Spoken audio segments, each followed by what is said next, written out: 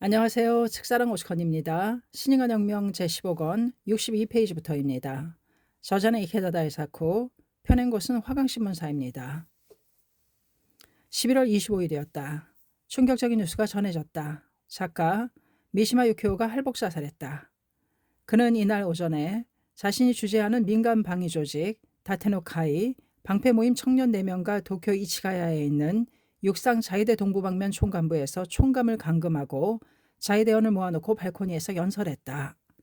헌법을 개정하여 자위대를 국군으로 만들 것과 전학을 중심으로 하는 전통 옹호 등을 외치며 걸게하자고 호소했다. 카키색 다테노카이 제복을 입고 비장한 각오가 넘쳐 흐르는 창백한 얼굴로 그는 부르짖었다. 나는 자위대가 일어서기를 4년 동안 기다렸다. 여러분은 무사다. 그렇다면 자신을 부정하는 헌법을 어째서 지키는가? 자위대원들은 맹렬하게 큰 소리로 야유했다. 무슨 생각을 하는 거냐? 영웅인 채 하지 마라. 찬동하는 자는 없었다. 칠생보국이라고 쓴 머리띠를 두른 미시마의 얼굴이 일그러졌다. 연설이 끝났다. 천황폐하 만세라고 외치는 목소리가 울려 퍼졌다. 그 후 총감실에서 미시마는 할복했다. 45살이었다. 42인 신씨와는 3살 차이로 거의 같은 시대를 살았다고 할 수 있다. 미시마 유키오 사건을 뉴스로 알게 된 야마모토 신씨는 깜짝 놀랐다. 도대체 무엇을 위한 죽음이란 말인가? 그가 쓴 경문에는 이런 말이 있다. 우리는 제2차 세계대전 후에 일본이 경제적 번영에 넋이나가 나라의 대본을 잊고 국민 정신을 잃어 근본을 따지지 않은 채 대수롭지 않은 일에만 급급하여 난처함을 면하기 위한 임시변통과 위선에 걸려들어 스스로 혼의 공백 상태로 빠지는 것을 보았다. 정치는 모순의 미봉, 자기보신, 권력욕, 위선에만 드리워져 국가의 백년대계는 왜곡에 위임하고 패전의 오역을 불식하지 못한 채 그저 어물어물 넘어가 일본인 스스로 일본 역사와 전통을 더럽히는 것을 이를 가면서 보고 있어야 했다. 미시마는 그런 혼의 부패와 도의의 폐해를 낳는 근본 원인이 진정한 일본인, 진정한 무사의 혼이 남아있는 자위대를 위헌 상태로 놔두고 나라의 근본 문제인 방위를 적당주의의 법 해석으로 올버무려 온 점에 있다고 호소했다. 가장 명예를 중시해야 할 군이 가장 악질적인 기만 아래 방치되었다. 함께 일어나 의를 위해 함께 죽어야 한다. 무사도를 규범으로 삼는 미시마로서는 치욕투성이로 살아가는 것은 추요, 의를 위해 죽는 것은 바로 미였으리라. 미시마가 일본인의 공허한 정신성이나 정시부패를 한탄하는 심정은 야마모토 신시도 잘 알고 있었다. 그러나 미시마는 자신과 함께 자위대가 죽음을 각오하고 걸게하면 정치모순이나 권력욕 등의 문제가 해결되리라고 확신했던 것일까. 신실은 도저히 그렇게는 여겨지지 않았다. 미시마는 자신이 직접 소설에 묘사한 바와 같이 자인을 함으로써 인생의 막을 내리고 문학과 행동을 일체화해서 자신의 미학을 완결하는 일 자체를 목적으로 삼았던 것은 아닐까. 그렇다면 그것은 나르시시즘이며 살아서 이루어야 할 개혁을 방기한 것이 아닌가. 중요한 것은 현실에서 무엇을 이루어내는가다. 또 그 행동의 배후에는 아무리 단련하고자 해도 장차 육체가 노쇠하는데 강한 두려움이 잠재하고 있었을지 모른다고 신실은 생각했다. 신실은 대학부 멤버와 간담할 기회를 가지려고 노력했는데 어느 날 미시마 유키오의 사망 문제가 화제가 되었다. 한 학생이 말했다. 선생님, 미시마 유키오는 의를 위해 일어나라고 말하고 할복했습니다만 무엇이 진정한 의인지요? 신실은 고개를 끄덕였다. 중요한 질문이군. 의, 즉 무엇이 인간이 행해야 할 길인지 깊이 파고 들어가면 만인의 행복과 평화 실현이라는 데 이른다. 니치렌 대성인께서는 일체 중생의 이의 고를 받음은 모두가 이는 니치렌 1인의 고가 되느니라. 어서 758쪽 말씀하셨는데 이 말씀이 바로 진실한 의의 참모습이 아닐까. 우국지사라면 민중과 동거하는 마음이 있어야 한다고 나는 생각한다. 다른 학생이 의견을 펴기 시작했다.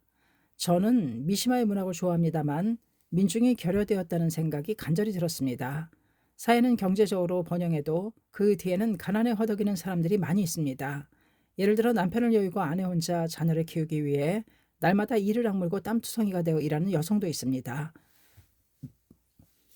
병고나 가정불화로 고민하는 사람도 있습니다. 그렇지만 그런 민중의 숨결이 그의 작품에서는 느껴지지 않습니다. 또 전화에 쫓겨 우왕좌왕하는 베트남 아이들도 있습니다. 그는 일본이 이 패전한 오역을 한탄했습니다만 베트남 아이들의 비탄에 잠긴 목소리에도 귀를 기울였는지 의문이 갑니다. 신실은 말했다. 미시마 문학에서 민중의 순결을 기대하는 것은 그건 마치 생떼를 부리는 격일지도 모른다. 문학을 민중의 손에 되돌려 놓는 일도 중요하지만 내용적으로는 다양한 문학이 있어 좋은 게 아닐까? 그러나 사회개혁을 지향하는 데서 민중을 강가한 사상은 관념의 유의며 자기 만족에 지나지 않으면 분명하다.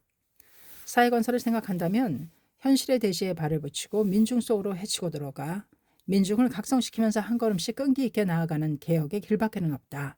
그것을 하지 않고 관념의 수준에 현실을 맞추려고 하면 기다리는 건 파멸뿐이다.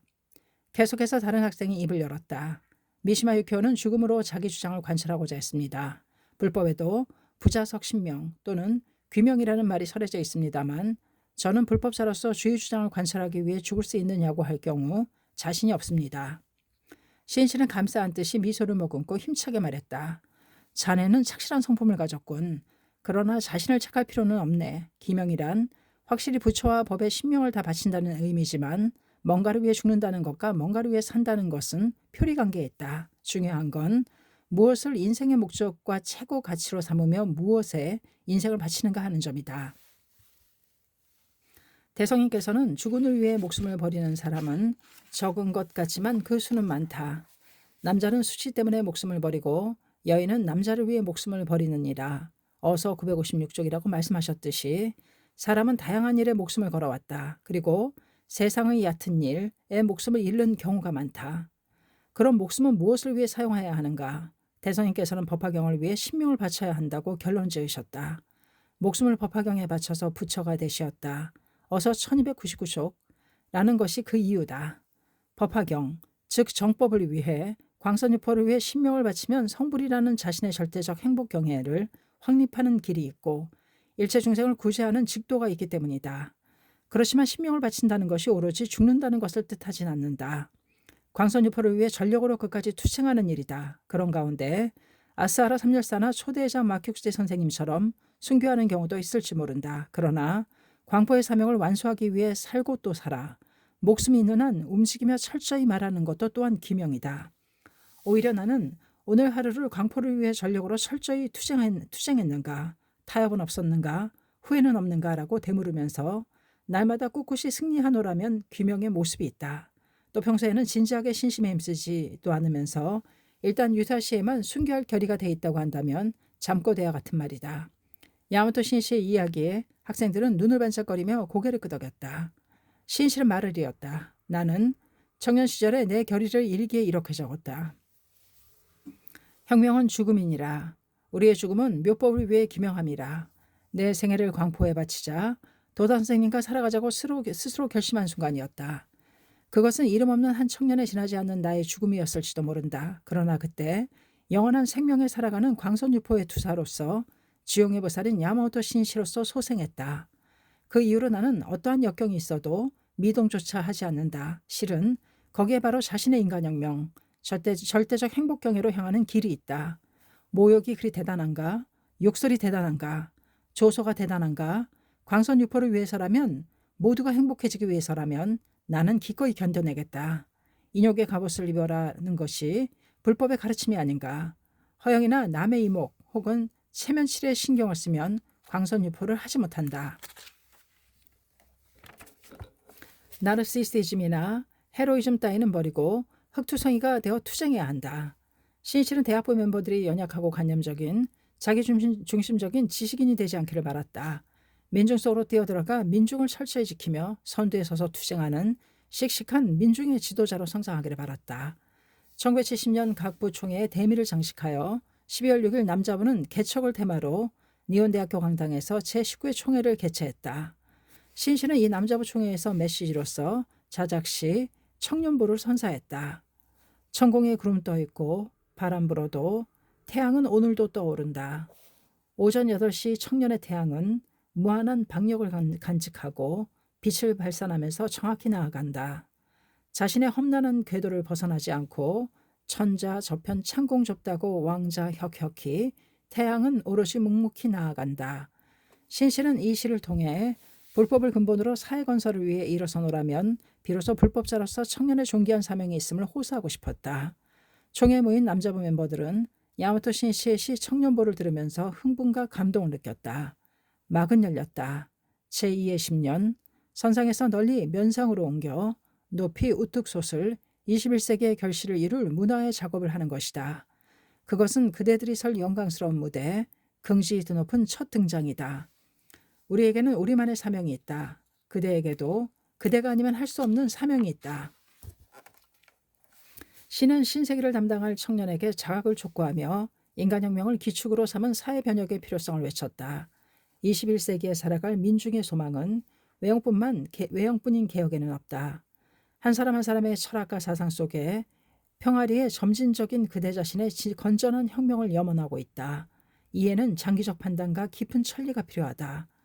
이를 총체혁명이라 명명하고자 한다. 그리고 이를 우리는 광선유포라고 부른다. 또한 시에는 그러기 위해서는 하루하루 불굴의 토대를 쌓아 올리는 일의 중요함을 표현했고 오늘도 민중이 있는 한복판에서 우호의 대화를 부탁한다 등 구체적인 행동이 나타나 있었다. 시인 씨는 청년들이 광선유포라는 숭고한 인생의 사명에 눈뜨고 일어서기를 바랐다. 청년부는 청년들의 가슴속 공명판을 격렬하고 강하게 울렸다. 어떤 사람은 이 시의 노고와 사명 속에서만 인생의 가치는 생겨나고 그 결정체를 나타내는 장려한 곡이 울려 퍼진다라는 말을 좌우명으로 삼았다. 어떤 사람은 웃는 자에게는 웃게 내버려 두자, 비방하는 자에게는 비방하게 내버려 두자라는 구절을 깊이 마음에 새겼다. 모두가 총체혁명의 주체자로서 결연히 일어섰다. 청년이 일어서면 시대는 새로운 회전을 개시한다. 역사를 창조하는 결전의 승패를 결정짓는 열쇠는 언제나 청년의 양 어깨에 달려있다. 야마토 신이치의 시작은 1971년 문화의 해가 되자 한층 기세를 더했다. 이해는 1월 1일자 세이쿄신문에 시 문화의 대시를 발표했고 특히 가을에도 잇따라 시를 썼다.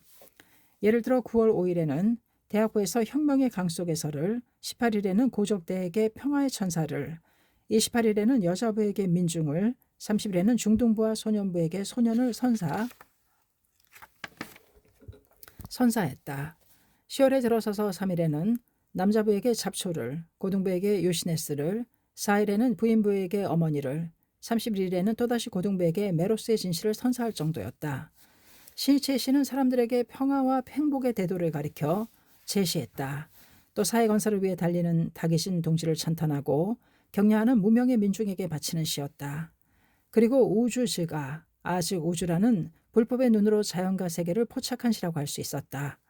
신이치의 생명에는 언어가 샘솟았다. 광선유포의 커다란 사명에 살아가는 기쁨과 약동이 자신의 동지에게 보내는 끊임없는 격려의 마음이 또 사학에 대한 분노가 말의 분류, 세차고 빠른 흐름이 되어 본물이 터지듯 분출했다.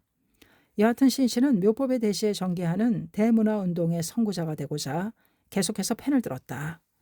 신이치의 시가에 촉발되어 시와 와카 등에 관심을 갖게 된 사람들도 적지 않았다. 시집을 즐겨 읽고 스스로 시작에 힘쓰는 청년도 있었다. 그때그때의 심정을 단시나 와카로 나타내는 부인부 멤버도 늘어났다. 신이치는 마음속에 마녀의 세계를 그리고 있었다. 마녀슈, 일본에서 가장 오래된 가집에 수록된 약 4,500수에 이르는 노래에서 천황이나 귀족뿐만 아니라 서민의 노래도 많이 있다. 민중이 느낀 그대로 시가를 읊으며 자연을, 인간을, 나날의 감동을 노래하는 모습에는 문학과 생활의 융합이 있다. 신시는 광선유포라는 인간 생명의 개척운동을 진척하면 현대에서 마녀의 세계도 또한 틀림없이 넓혀지리라고 생각했다. 거기에 살벌한 사회를 아름답게 만들고 인간성 회복을 가져오는 하나의 길이 있다고 생각했다. 1971년 문화의 해는 문화운동에 한층 더 힘을 쏟는 해였다. 1월 15일에 첫 세이쿄 사진전을 개최했다. 방면별 문화제도 지난해 가을 도쿄와 간사이에 이어 각지에서 성대하게 실시했다. 야마토 신시는 1월 29일에 주부 문화제에 참석한 것을 비롯해 2월 7일에는 시코쿠 문화제, 14일에는 주코쿠 문화제, 18일에는 규슈 문화제 등 각지의 문화제를 관람하고 출연자와 준비 임원을 전력으로 격려했다. 그리고 2월 25일에는 홋카이도 문화제에 참석하고자 삿포로로 갔다. 신시는 하루도 쉬지 않았다. 여하튼 한 사람이라도 더 많은 벗을 만나 혼신을 기울여 격려함으로써 제2의 10년을 향한 새로운 힘을 키우고자 했다. 사람의 마음을 움직이는 것은 진지하고 성실한 대화다. 불타오르는 듯한 정열에 접했을 때 사람의 마음도 또한 불타오른다. 홋카이도에는 눈과 얼음의 제전, 1971년도 홋카이도 눈의 문화제라고 이름을 내걸고 인간과 자연의 조화를 테마로 25일 저녁부터 사흘간 5개 행사를 기획했다. 눈의 문화제가 열리는 장소는 두 군데로 나누어 제1행사장이 된 사포로시 스키장 네이네 올림피아에서는 26일에 스키를 사용한 매스게임 등을 열기로 했다. 그리고 제2행사장인 사포로시 나카지마 공원에는 크고 작은 눈 작품 등의 전시를 25일 저녁에 개막했다. 시니치가 행사장인 나카지마 공원에 도착한 때는 오후 5시 반 무렵이었다. 파란 방한복에 흰 모자를 썼지만 도쿄에서 자란 시니치에게는 2월의 홋카이도가 무척 추웠다. 행사장을 찾은 시니치는 감탄했다. 저녁 어둠이 갈린 속에서 빨갛고 파란 조명을 한껏 받은 다양한 눈 작품이 모습을 드러내면서 환상적인 미의 세계가 펼쳐졌다. 안내를 맡은 홋카이도장 이토준지가 밤에 홍수를 띠고 말했다. 이 문화제에서 민중의 단결이 얼마나 엄청난 힘인지를 사회에 나타내 보이고자 다 함께 힘을 합쳐 열심히 했습니다. 홋카이도 차장을 맡고 있는 다카노 고사쿠가 오늘 얼굴로 야마토 시니치에게 설명했다. 행사장은 개척, 조화, 마녀의 숲, 환상의 숲 등 12블록으로 나누었습니다. 환상의 숲에는 스케이트 링크도 만들었는데 그곳에서는 남녀 청렴으로 구성된 피겨 스케이팅 연기도 계획하고 있습니다. 꼭 관람해 주십시오. 고맙습니다. 오늘은 느긋하게 관람하겠습니다. 시엔씨는 이렇게 말하고는 거대한 눈 작품 앞에서 걸음을 멈췄다. 10m 정도로 보이는 베어낸 거목을 체격이 우람한 약 10명의 사람들이 운반하는 눈 작품이다. 그 옆에는 다른 나무를 베어 넘어뜨리려고 도끼를 힘껏 들어올리는 사람 모형도 있었다. 몹시 사납고 거친 홋카이도의 미 개척지 들판에 목숨 걸고 도전해온 개척자의 투혼이 맥동하는 역작이었다. 작품 타이틀은 개척이다. 신씨는 곁에 있는 청년부 간부에게 말했다. 개척은 사투다. 그렇지 않고서는 역사를 개척할 수는 없지. 홋카이도 강선유포의 행보도 잇따른 개척이며 사투의 사투를 거듭했다. 그렇기 때문에 학회는 이만큼 성장했다. 만일 청년이 개척 정신을 잊어버리면 이미 미래의 발전은 없다. 이렇게 말하는 신씨의 가슴에 홋카이도 천지를 꿋꿋이 달렸던 청춘의 나날이 정겹게 되살아났다. 야마토 신씨가 처음으로 홋카이도를 찾았을 때는 1954년 8월 10일이었다.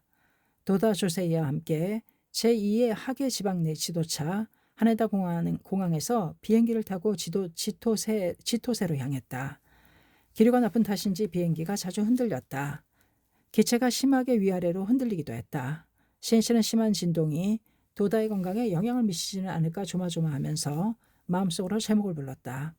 잠시 뒤 흔들림이 가라앉자 도다는 기다리고 있었다는 듯이 신씨에게 조직의 참모습과 인재 육성 등을 연이어 이야기하기 시작했다.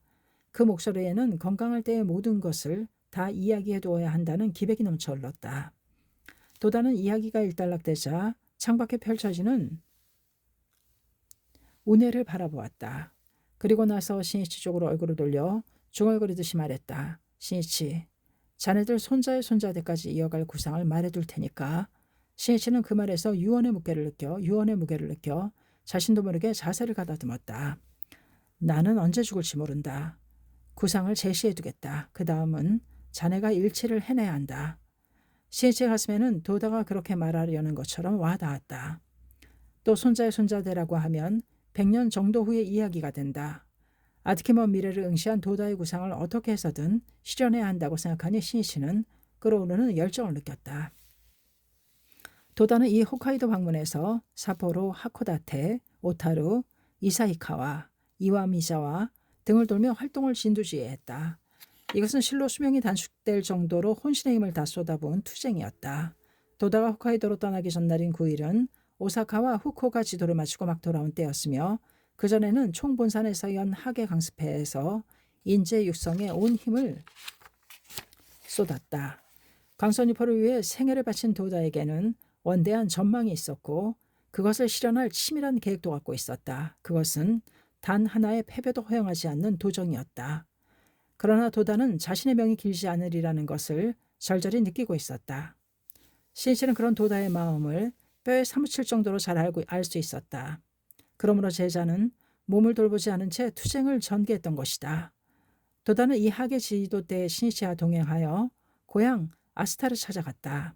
광선유포의 후사를 의탁해야 할 분신인 제자에게 자신을 길러준 천지를 보여주고 싶었을 것이다. 이듬해인 1955년 3월에는 1년 중 민호부파가 학회 사이의 법의 정사를 결정짓게 하는 바로 그 오타르 문답이 일어난다. 이때 학회 측 사회를 보며 운영을 지휘한 사람이 신이치였다. 신이치는 가사 승복의 권위를 내세우며 순박한 학회원을 얕보고 괴롭힌 자들을 절대로 용서하지 않았다. 사학의 발톱을 완전히 뽑아내려면 이 법론은 기필코 대승리를 해야 했다. 오타르 문답을 앞두고 신이치는 상대가 어떠한 태도로 나올지라도 일체를 타파할 방법을 생각했다. 악질적인 야유에 대한 대책까지 몇 번이고 검토하여 준비해 놓았다. 승리하고야 말겠다는 강한 책임감은 신중에 신중을 기하여 결코 타협을 용납하지 않는 법이다. 근거를 확실히 하지 못하고 부주의함은 결국 승리에 대한 집념의 결여라고 할 수 있다. 이 법론은 사회를 맡은 신이치의 첫 발언으로 1년 종측을 압도하여 승리의 흐름이 열리고 학회 측의 완전 승리로 끝났다. 더욱이 이 1955년 8월에는 신이치가 파견대의 주장이 되어 삿포로에서 학예 지도를 실시했다. 이때 삿포로는 혼교 388세대를 달성하여 전국 45군데에서 전개한 하복절개 활동에서 당당히 일본 제1의 대승리를 장식했다. 여기에 삿포로 여름의 진영이라는 이름으로 전해 내려오는 찬연한 광선유포의 투쟁사가 새겨졌다. 활동 기간은 불과 열흘에 지나지 않았다. 특별히 실력 있는 인재가 삿포로에 모인 것도 아니다. 그럼 어떻게 이 정도의 성과를 낼 수 있었는가? 신이치가 결코 특별한 일을 한 것은 아니다. 다만 열흘이라는 단기간의 활동에서 대승리하기 위해 6월 말에 주장으로서 파견된다는 결정이 내려졌을 때부터 그는 모든 면에 걸쳐 주도 면밀하게 준비를 거듭했다. 삿포로만 반장 오다카 유아이에게 수차례 편지를 보내 면밀하게 서로 연락을 취했다. 그 편지에는 홍교의 목표를 300세대로 할 것을 비롯해 파견대의 숙소권, 전체 스케줄, 도다 회장의 일정, 대회 장소와 일시, 그리고 하종 확대 추진 등에 대한 지시와 검토 사항을 상세하게 적었다. 또 한 편지에는 마음이 따뜻해지는 격려의 글이 씌어 있었다. 삿포로반은 이 편지를 회람하며 모두 신이치의 지시대로 착착 손을 썼다. 삿포로시를 동서남북 중앙 이렇게 5구역으로 분할하고 파견 간부 담당자도 명확히 정해놓았다. 상세한 일정표도 만들어 자담의 장소, 주소, 시간대도 명기해 놓았다. 실제 활동으로 들어서기 전에 물샐 틈 없는 만전의 조치를 취한 것이다. 신이치는 학예 지도 준비에 하루하루 목숨을 건 승부의 자세로 임했다. 지금 해야 할 일을 진행하지 않으면 그것은 마지막에 결과가 되돌아온다. 나날이 착실하게 승리를 축적하지 못하면 대승리는 없다. 오늘 활동에 헛됨은 없는가? 투쟁에서 대수롭지 않게 생각한 부분은 없는가? 후회는 없는가? 이런 점을 신이치는 매일 스스로 엄하게 끊임없이 추궁하며 철저히 달려왔다. 삿포로 중심자이며 반장인 오다카 유아이는 37살로 신이치보다 10살 연상이지만 성실하게 준비하느라 동분서주했다. 8월 16일 오전 11시가 지나서 파견대 일행은 열차로 삿포로에 도착했다. 역에는 오다카와 그 안에 다미코 일행이 마중물 나왔다. 신이치는 오다카의 손을 잡고는 이렇게 선언했다. 오다카 씨, 투쟁은 승리했어요. 오다카의 상냥해 보이는 눈은 반짝 빛났다. 오다카는 수도 위생설비 회사를 경영했다. 그러나 사업이 잘 안 돼 온갖 방책을 다 쓰고도 어찌할 수 없어 2년 전에 가족 모두 입회했다. 오다카 가족은 신심으로 반드시 역경에서 벗어나고야 말겠다고 진지하게 활동에 힘쓰고 있었다. 특히 이 열흘 동안을 통해 신이치에게 철저하게 신심을 배우고 일생의 기반을 만들자고 강하게 결의했다. 오다카뿐만 아니라 삿포로 동지와 파견대 멤버 모두 경제고를 비롯하여 절실한 문제를 짊어지고 고뇌를 안고 있었다. 생활에 여유가 있는 사람은 전혀 없다고 해도 좋았다. 그렇기 때문에 그러한 고뇌 극복과 경애혁명을 기원하고 그리고 강선유포를 염원하며 이 학예 시도에 참가했다. 그런 까닭에 누구도 모두 필사적이며 힘껏 끝까지 달린 공덕 또한 현저했다.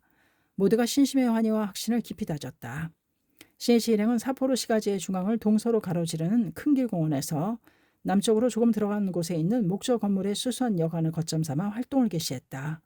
매일 아침 6시에 시작한 그 행이 끝나면 신이치가 어서 강의를 시작했다. 어서는 생사 일대사 혈맥초를 비롯해 교 전답서, 우에노 전답서 등이었다. 사포로 동지들은 입회 1년 미만인 사람이 대부분이었다. 신이치의 강의는 명쾌하여 누구든 잘 알 수 있었다. 신이치는 생사 일대사 혈맥초의 과거의 수견이 뒤쫓아와서 이번엔 니치렌의 대자가 되셨음인가? 라는 어문에서 이렇게 말했다. 이 구절은 대성인과 함께 투쟁하는 제자의 깊은 수견에 대해 말씀하신 부분입니다만 지금 그 정신을 계승하여 광선유포를 위해 살아가는 우리도 같은 경우라고 말할 수 있습니다. 우리가 지금 이때 함께 태어나서 이곳에 모여 활동에 힘쓰는 것도 실은 과거세에서 이어진 깊은 수견에 의한 것입니다. 결코 우연이 아닙니다. 우리는 니치렌 대성인과 과거세에서 광선유포를 하겠다는 약속을 하고 태어났습니다. 더구나 이를 위해 어떤 사람은 굳이 가난한 모습으로 나타나고 어떤 사람은 병고를 안고 출연했습니다. 그리고 대투쟁을 전개할 그 만남의 장소와 시간이 1955년 8월 사포로입니다. 여러분은 저마다 가난이나 병의 숙명을 단절하고 묘법의 위대함을 증명하기 위해 이 법전에 모이셨습니다. 그러한 자각을 강하게 하면 힘이 나오지 않을 리가 없습니다. 본전님께 막힘은 없습니다.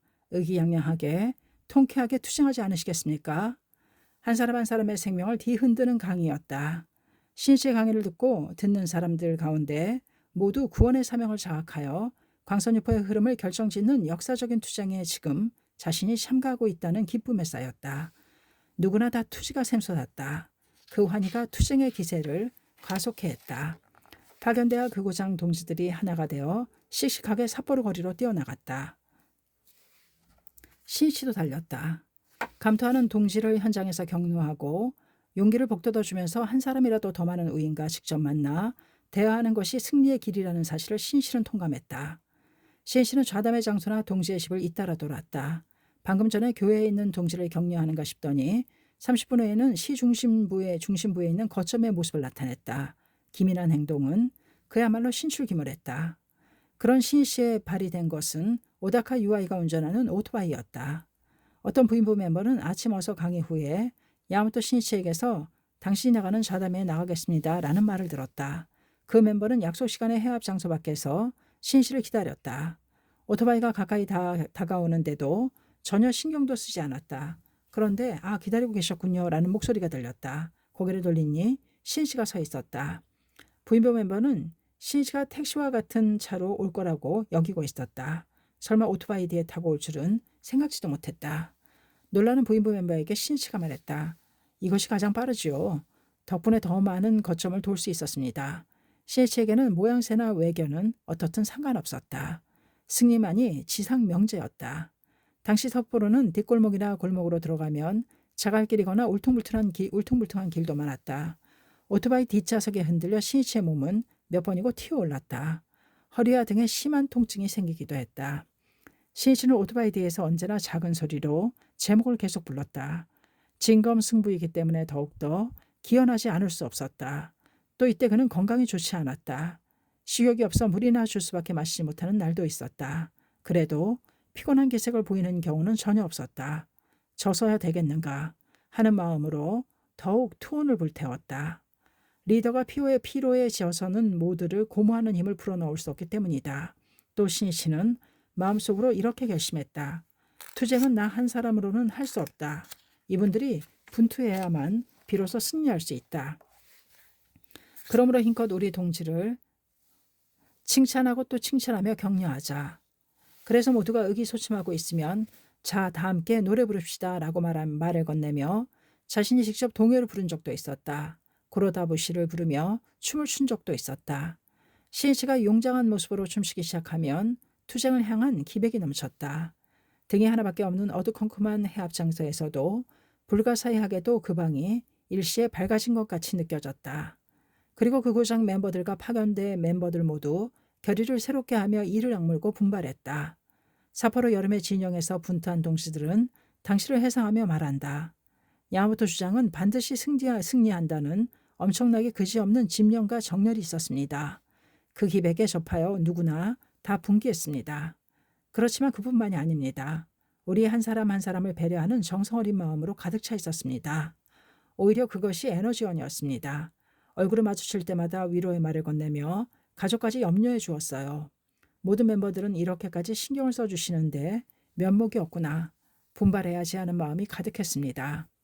8월 16일 드디어 시작된 삿포로 하계 지도는 날이 갈수록 기세를 더하여 20일에는 생각보다 일찍 목표인 300세대를 달성했다. 그리고 마지막 날에는 388세대라는 전국 제1의 금자탑을 수립했다. 신간혁명 제15권 89페이지까지였습니다. 감사합니다. 책사랑 오죽헌이었습니다.